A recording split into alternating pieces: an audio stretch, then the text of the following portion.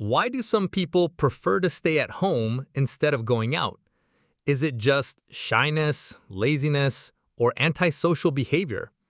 Or could it be something much deeper? Something that psychology, and especially Carl Jung, helps us understand. In today's world, staying at home often carries a negative label. Society tends to praise extroversion, going out, networking, being social, while solitude is often seen as isolation or even weakness. But Jung's perspective on solitude reveals a very different story. Staying at home may not be about hiding from life. It may be about finding it. So in this video, we're going to explore what your preference for staying at home really says about you. We'll uncover how Jung's psychology explains the value of solitude, how it connects to individuation, and why sometimes being alone is exactly what you need for growth. Main idea 1. Solitude as a space for self-discovery. Carl Jung believed that our inner world is just as important as the outer one. When you choose to stay at home, you're creating a space where you can hear your own voice without the constant noise of society. Think about it. The world is full of distractions. Social media notifications, endless conversations, busy schedules. When you're constantly surrounded by others, it's hard to know what you truly think or feel. Solitude gives you that chance. Example from everyday life. Imagine you're always going out with friends. You go to dinners, parties, or weekend trips. It's fun, but after a while, you start noticing you don't really know what you want. You're just flowing with the group. Now, compare that to a weekend spent at home, journaling, reading, or just sitting quietly. Suddenly, your thoughts have space. You begin to notice your dreams, your worries, and even new ideas you never considered before. That's the gift of solitude. It helps you discover who you are when no one else is around. Main idea number 2. Introversion versus extroversion. Jung introduced the concepts of introversion and extroversion. For introverts, being alone is not a punishment, but a natural way to recharge. Staying at home allows them to restore their energy. For extroverts, staying home for too long can feel draining because they gain energy from being around people. So if you find comfort in staying at home, it doesn't automatically mean you're antisocial or lonely. It might simply mean that your personality leans toward introversion, and solitude is your way of maintaining balance. Personal note. I've noticed in my own life that some of my most productive and creative days happen when I choose to stay home. While others are out at a gathering, I might be writing, reflecting, or planning my goals. And you know what? That feels more fulfilling than forcing myself to socialize just for the sake of it. Main idea number 3. The archetype of the hermit. In Jungian psychology, archetypes are universal symbols that live in the collective unconscious. One of these is the hermit, a figure that represents wisdom, guidance, and the journey inward. When you choose solitude, you're connecting to this archetype. The hermit doesn't isolate because he dislikes people. He steps back in order to find deeper truths that can later guide others. Cultural comparison. In many traditions, solitude is a path to wisdom.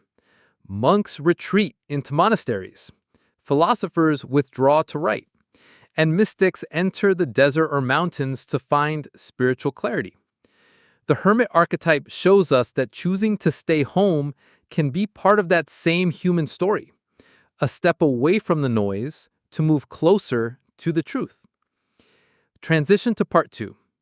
So far, we've seen that staying at home can be a sign of self-discovery, introversion, and connection to a universal archetype. But solitude is not just about peace and wisdom, it also comes with challenges. In the next section, we'll look at the hidden dangers of too much solitude, how to tell if your preference for staying at home is healthy or harmful, and how Jung believed balance between solitude and connection is key to individuation. Main idea 4. The fine line between solitude and isolation. Not all solitude is the same. Jung would remind us that solitude can either heal or harm depending on how we use it. Healthy solitude gives you clarity, creativity, and inner strength. It's the silence you need to listen to yourself. Unhealthy isolation, however, is when solitude becomes an escape. Instead of facing the world with your authentic self, you retreat because of fear, anxiety, or unresolved wounds. Example from everyday life. Think of someone who stays home because they love painting, writing, or simply recharging. That's healthy solitude. But imagine someone who stays home because they're afraid of rejection or believe they're not worthy of friendships. That's isolation. The behavior looks the same, staying at home, but the meaning behind it is completely different. Main idea 5. The shadow side of staying home. Jung spoke often about the shadow, the parts of ourselves we prefer to ignore or deny. Sometimes, staying home can be a way of avoiding our shadow. For instance, if you avoid going out because you fear judgment, the shadow might be insecurity. If you reject invitations because you secretly envy others' success, the shadow might be jealousy. If you prefer isolation because it keeps you in control, the shadow might be fear of vulnerability. Solitude can expose these shadows. When you're alone, there are no distractions. Your fears, doubts, and hidden emotions eventually surface. That's why solitude is powerful, but also uncomfortable. Personal reflection. I've noticed that when I spend long periods at home, the first few days feel peaceful. But then, old insecurities sometimes bubble up. Memories I'd rather forget, or fears about the future. That's not a sign I should avoid solitude. It's a sign that solitude is doing its job, showing me what I need to face. Cultural attitudes towards staying at home. It's also important to realize that society shapes how we see solitude. In many Western cultures, especially in the US, extroversion is celebrated. People are expected to get out there, network, and stay busy. Staying home is often judged as laziness or antisocial behavior. In Eastern traditions, however, solitude is more respected. Think of Zen monks in Japan or sages in India who meditate for years in silence. These cultures view staying away from crowds as a path to wisdom, not weakness. So when you ask yourself, why do I prefer to stay at home? Part of the answer may simply be cultural conditioning. Maybe you're not antisocial at all. Maybe you're simply tuned in to a different rhythm, one that values depth over noise. Main idea 7. Solitude as preparation for connection. Here's something paradoxical. You believed that solitude is essential not to avoid people, but to prepare us for real connection. When you stay at home, you build a stronger sense of self. You discover your values, your boundaries, and your authentic voice. And when you eventually return to the world, you're less likely to lose yourself in others. Example, imagine two people starting a new friendship. One has never spent time alone, they don't know their boundaries, so they say yes to everything and get easily drained. The other has spent time in solitude. They know what matters to them, so they connect with honesty and confidence. The difference is clear. Solitude created the foundation for authentic connection. Transition to part 3. So far, we've explored the positive and negative sides of staying at home. We've looked at solitude as self-discovery, as shadow work, and as cultural expression. But the story doesn't end here. In the next section, we'll explore how solitude fuels creativity and innovation, why great thinkers and artists often needed time alone, and how you can turn your preference for staying at home into a source of power rather than shame. Main idea 8. Solitude as the source of creativity. One of the greatest gifts of staying at home is creativity. When you're alone, the noise of the world fades and your imagination finally has space to breathe. Many artists, writers, and thinkers throughout history have relied on solitude. Beethoven composed much of his music during solitary walks in nature. Virginia Woolf wrote about the need for a room of one's own to create freely. And Jung himself built a retreat, his famous tower at Bollingen, where he could reflect, paint, and write without distraction. Everyday example. Have you ever noticed that your best ideas often come when you're alone? Maybe while showering, walking, or lying in bed. That's because creativity thrives in silence. By choosing to stay home, you're giving your mind permission to wander and discover new possibilities. Main idea 9. The role of dreams and the unconscious mind. Staying at home often means slowing down, and when life slows down, you start paying more attention to things like your dreams, your inner images, and your unconscious mind. You placed enormous importance on dreams, seeing them as messages from the unconscious. But you can't hear those messages if you're constantly rushing from one social event to another. Solitude gives you time to notice and reflect on them. Personal reflection. I remember once when I spent an entire week mostly at home. During that time, I started writing down my dreams every morning. By the end of the week, I saw patterns, fears I hadn't admitted, desires I had ignored. It was uncomfortable, but also incredibly revealing. If I had been out every night, I would have missed those insights. Main idea 10. Solitude and the hero's journey. Let's connect this to another psychological and cultural idea. Joseph Campbell's hero's journey. In almost every myth or story, the hero must leave society at some point, enter the forest, the cave, the wilderness. Why? Because transformation happens away from the crowd. It's in solitude that the hero finds wisdom, faces trials, and emerges stronger. When you prefer to stay at home, you may be living a smaller version of this archetypal journey. Your solitude is your cave, and what you do with it, avoid life or prepare for transformation, makes all the difference. Main idea 11. Technology, solitude, and the modern world. Of course, solitude today is not what it used to be.